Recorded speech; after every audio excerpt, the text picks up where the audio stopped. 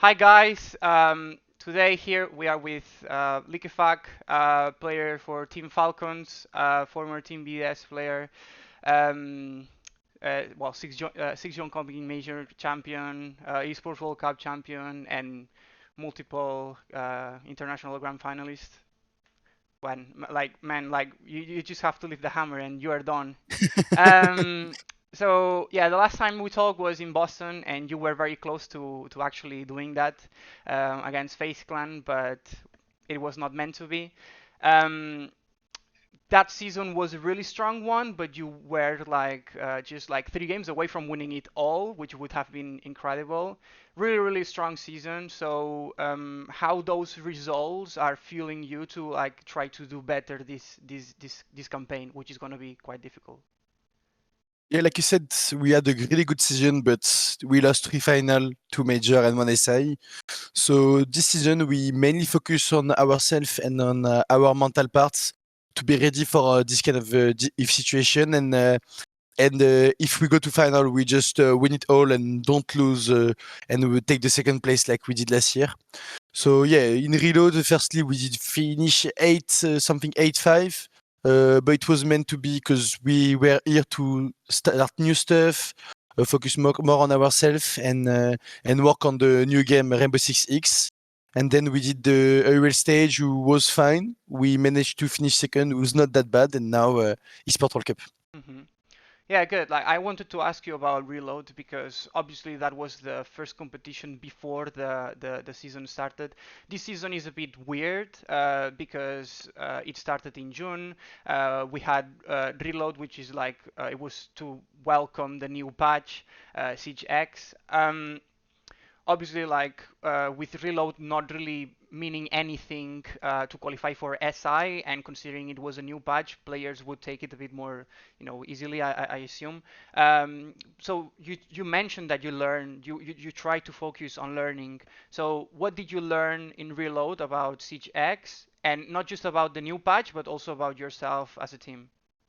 Yeah. So we first met the people from Falcon, who's supporting our team every day now. So that was good to meet them and know them. We also focus on the new game, so the new graphics, the new stuff like this, and mainly the new ban system, who changed for me the meta. So we learn about all this stuff, so we could be on point for the stage and for the Sport World Cup. Mhm. You just mentioned the ban system. Overall, the ban system has been very well welcomed because it gives like a lot of new opportunities.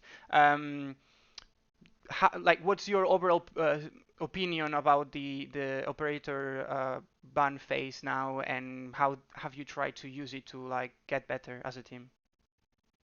Yeah, I think the ban was a really good idea because we had the same system of ban for a long time now. I'm like the bad part. I think is you mainly see the main ban on the map. Like if you think about club, you think about Kite Bandit and Termite Ace. So I'm just scared about this. Like people just starting banning the same thing on every single map, and then it will be the same game every single time. That's my only part I'm scared of. But there is some team who's also changed. Like for example, G2 against us ban Ela Clash was interesting ban. You can do this kind of interesting ban, but on some map you have to ban the most default ban because this is the best operator on the map. Okay, just this part. Yeah, after all, like as you just mentioned, like Clubhouse, for example, like Maverick, for example, is a very strong pick, Yep. or like people. Well, some teams are afraid, or they don't want to adapt, or whatever you Yep. wanna, how you wanna put it, against shield. So they ban lots of shield operators. So yeah, I Yep. can see games getting a bit monotone sometimes. Yep. I also wanted to talk about Team Falcons. Obviously, like after SI, SI was your last performance for Team BDS, sorry, and I think like Team BDS and you guys was a match made in heaven because obviously like Team BDS is a French-speaking organization, and you obviously like are you were a French-speaking team. You are not with like Solotov and users now, but you know what I mean. Like the French community Yep. loves you guys, and you moved to Team Falcons. So how did the change from Team BDS to Team Falcons originate, and how supportive have Team Falcons been since you joined the team? Yeah, I think, like you said, BDS was a really good orc for us.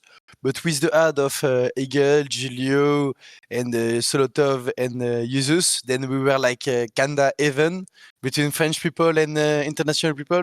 So the change to a orc who's not speaking French, that's not a problem on our side. And I think we leave BDS because we needed a new story. For Sheko, he was here for 5 years. Bride for more than 4. I was here for 3. So I think that was the time we decided to just have a new story and look for another opportunity and stuff. And then Falcon came to us, one of the best org in the world, with like a good slot in EML. So we just decided to let's try this new adventure, and for now it's perfect. Like Falcon is very supportive toward us. For even in bad results, good results, they are always here for us. They bring us in the best like for example this bootcamp they just rent in Paris for us, so it's easier for us to travel there, and we still have a good facilities. So now Falcon are amazing toward us, and we really want to win Esports World Cup for them. Mm-hmm. Um, Before we talk about the Esports World Cup, we're going to talk about the EML first. Yeah, In the group stage, you finished in second place after just 3 defeats against Virtus Pro. It's very understandable, like Virtus Pro are Virtus Pro. They are hard yeah, not to crack. Then G2 Esports, it was a maximum overtime defeat. A yeah. difficult game as well, but you lost against Wild, and it was a 7-3 result. No one expected that except for Fabian, maybe, because I saw some tweets, no? But well, but what happened there? So VP, it was the first game of the stage. We are always slow. Okay, whatever. G2 close game at the end. We lost when it was 5v3, something like this, whatever. But the wild game, okay, I get your point. It's surprising. So basically, in my opinion, that was the eighth game, I think. Wild was already out of the competition, and we were playing to be on the top of EML. So the pressure was on our side and not on their side.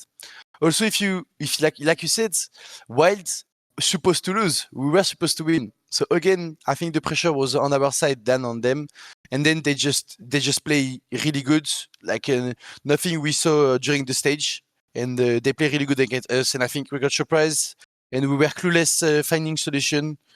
So yeah, I think it's mainly this. It's like an upset, like we see every year on in the EML. It was us this year. I mean this stage, but this is what it is. Well, this answer I think is a bit shocking because like you're talking about pressure, but like you guys are a team who has played major grand finals and all that stuff. But it's a nice answer as well, because after all, like no team is like like everyone can upset you. So Exactly. yeah, that's cool. Well, like you finished in second place after all, because you lost against G2 in the grand final. But if we I think comparing is not great sometimes, but Yeah. obviously we have to compare. We have to have an idea of like what's going on. If you look back in last season, I think you guys only lost to best of ones in Europe, which is Yeah. a very very dominant performance. But in just first stage of EML, you have lost 3 best of 1s and a bunch of best of 3s. Yeah. Still very good performance. You finished in second place, which is really good. But I just wanted to ask you, what is originating these bad results, which are not bad results, but they are like Yeah. a bit of a Compared to downgrade before. from last year? Yeah. And do you think it's maybe because other teams are catching up? I think it's both. Like other team are of course catching up because we were dominating Europe for 1 year last year, so they have to have like a step forward to catch us. So G2 did because they came before us, and even Secret got us in best of 3 for the first time. So I think it's this. Also with the new game and the new ban, we are the team who need time to adapt, to really understand everything, and to find the best way to play and stuff. So I think we need more than 3 months to be ready. I think we'll be ready for the SI if we qualify. I hope. And what else? Also the veto change the map. If you compare to last year, we had Oregon, who was one of our best map, and it's not here anymore. So I think you can also put this in the balance to understand why we lost 3 best of one and 2 best of 3, and last year 2. So yeah, I think it's this. Okay. Okay, cool. Now, after this stage, obviously second place awards you with 150 SA points, and obviously like Esports World Cup qualification. If we look at your previous results in Saudi, well, I mean, it couldn't get any better, really. Like Shaiko and Bride have won it 3 times. You have won it twice, and obviously you won it last year. So Yep. what's in Saudi that makes your team become like a super team? I think it's the like most of people will say money, but it's not only about this. I think the food there, all the facilities and activities there for the player, it's amazing. And we like to spend time together, like for example, like play FIFA play on the PlayStation. There is a player lounge, you can play FIFA on PlayStation. So this is the type of stuff we are like so comfortable during the Esports World Cup.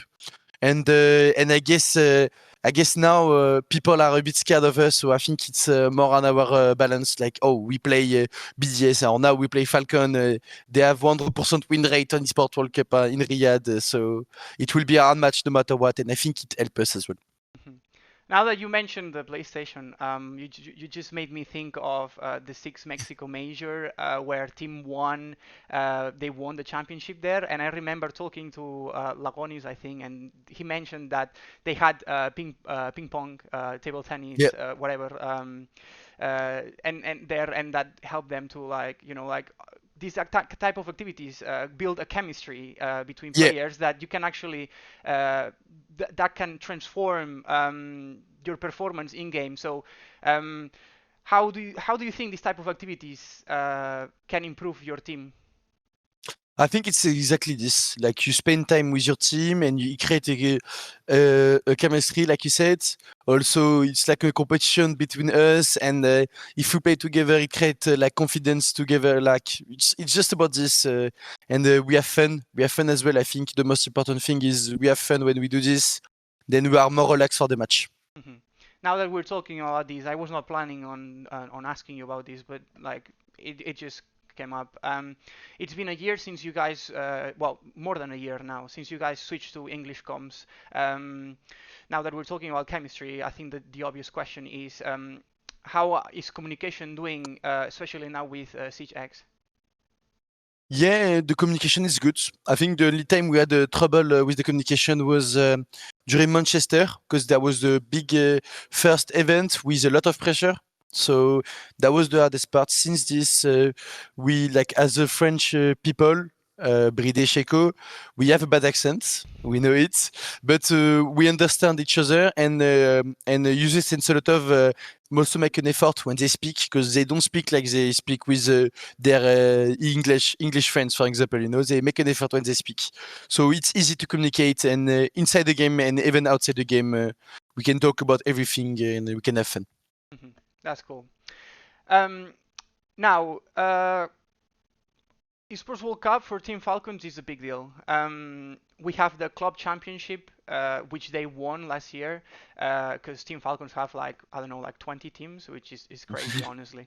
Um, so that in itself is pressure. You are the defending champions, and to make it even more pressuring, you guys are playing on home soil, let's say, because Team Falcons is a Saudi Arabian team, and it obviously like the community there support Team Falcons, Yeah. support Team Falcons. So, what is right now like? How are you guys feeling in terms of pressure, which is something that you mentioned earlier?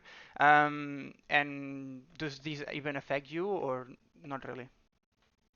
I think everyone have pressure.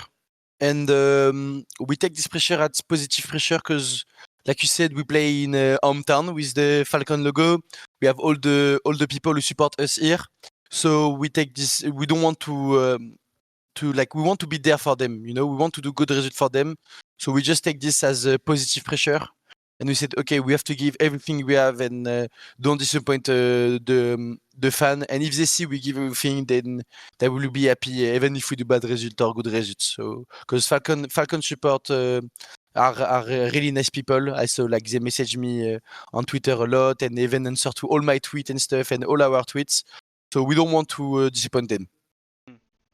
Now, talking about the Esports World Cup and the teams in there, you are in Group B and your side of the bracket is quite tough. Yeah. Your first game is against Team Secret. You have lost against them once and you have won twice. One of the games being the best of three, one best of three. Yeah. And the other one being the best of one. But it's not just against Team Secret, but if you win against Team Secret, you're going to play against Space Station Gaming or W7M. Both teams are really good. Even W7M beat you in a best of three in Reload. Yeah. So how would you describe the bracket and how confident you are of getting that first spot, like through the upper bracket? I think so. Firstly, about secrets, I think it's a bit boring to play European team. But anyway, this is what it is. Also, we always play Team Secret, so it will be just a classic from the other classic, I guess. We'll see. You never know what happened between us and Team Secret. And then for W7 SSG, I think they improve a lot since last year. Especially SSG with the good comeback in NAL. So it can be a really, really hard match. And W7M, like you said, they beat us in reloads. They are in good shape. They didn't did good that much in Brazil, but because the other team in Brazil are also really strong. But it will be tough also. So yeah, we have the hardest part of the bracket for sure, and we'll try to do our best. Good. Um, Now, obviously, like the Esports World Cup format is quite different to what you see in Blast Majors or in SI. So I wanted to ask you, like, what type of format do you prefer? Do you think the Blast Major format or SI format are better, or do you think this format could be tried or should be tried in Blast competitions? I prefer the long format for one reason. Basically, for me, this Sport World Cup, it's all about like being ready instantly at the start of the competition. Because, like you said, it's really fast. And if you think about like, for my favorite one is SI, because in SI you can literally improve during the tournaments. You have like 4 best of 3 during the group phase that you can learn. After you have a winner bracket, if you're on the top 3, you can lose, you can learn. You still have like a lot of game to play, and you can improve. It's not all about oh we have to ready. You have to be ready instantly. So I think my favorite format is clearly the SI. The major just after with the Swiss format is also good because you have maximum 5 games to play during the first phase. Esports World Cup, it's a bit short, and I think this is the only bad part there. It's just the format who's a bit short. Mhm. Well, after all, there are, as we said earlier, there are like 25 competitions there, so like Yeah, it has to that makes be sense. it has to be an express competition. But yeah, my final question is, I want you to be honest here. I know that. Well, Yeah, I mean, you are always honest, but I was honest. yeah, yeah, yeah. I know. Yeah. But this can be like a subject that a lot of people like. I think that they are start now to think about it. Um, I've seen some people talking, well, or not talking, but comparing the Esports World Cup with SI. Obviously, SI has the longest legacy. Everyone wants to lift that hammer, but the Esports World Cup is starting to, um, make their own space in the community, and I think that everyone wants to win it as well. So putting to aside that you have already won the Esports World Cup because you won it last year and you haven't won the Six Invitational, what do you think the average Rainbow Six Siege player wants to do, like to win first, like SI or Esports World Cup? And do you think the Esports World Cup could become uh, the biggest thing in the scene in the next few years? I mean, like you said, Esports World Cup gain on known and stuff on the community, but SI is the Rainbow Six competition. Is like the competition every Rainbow Six player want to win. Even if you're like play just ranked or even if you are pro for 10 years, you want to win this competition. So for me, SI just will stay SI and will be the biggest competition in Rainbow Six. But if Esports World Cup keep growing like they did during the couple year before, that can be really interesting fight between Esports World Cup and SI. But for now, SI is still the biggest competition for Rainbow Six player. So if you have to take legacy or money, which one are you taking? There is more money as well in SI. Yeah, So I people know. Yeah, saying yeah, so people saying money only for Esports Cup. That's not true. yeah, yeah. but I know. True. but but for sure, if we like just put off the money and stuff, the hammer. Every player like his dream is to win the hammer. So of course I take the hammer. Good. Well, thank you for your time, Thank you. and good luck with the preparation, and good luck with Esports World Cup. Let's see if you can win it for, in your case, second time or third time, fourth time. And every player is different in your team, but yeah, Yeah. like you have won it already. So let's see if you can defend your championship. Thank you. Yep. Bye, See you. man. See you. See you.